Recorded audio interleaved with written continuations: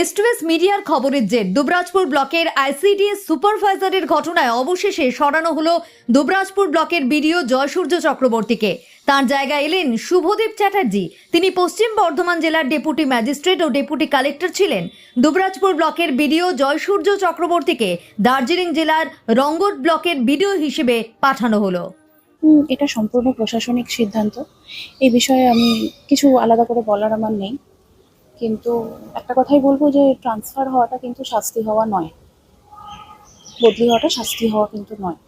এবং আমি যে ওনার মানে এই ধরনের কাজের বিরুদ্ধে যে লড়াইটা আমি করতে শুরু করেছি, তো সেটা জারি থাকবে। আইনি পদ্ধতিতে যেভাবে এগোচ্ছে সেভাবে এগোবে।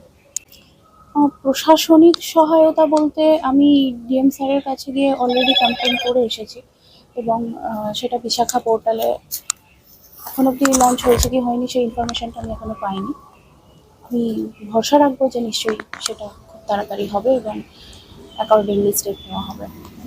এটা খুশি বা মানে অখুশি হওয়ার কিছু ব্যাপার নয়, কিন্তু আমি এখানে ওনার উপস্থিতিতে যে নিরাপত্তাহীনতায় ভুগছিলাম, বা এই যে আমার কোয়ার্টারে ঢোকার পথে গেট লাগিয়ে দেওয়া হচ্ছে, বা নানান রকমের যে হ্যারাসমেন্টের শিকারগুলো আমি হচ্ছিলাম, আশা রাখবো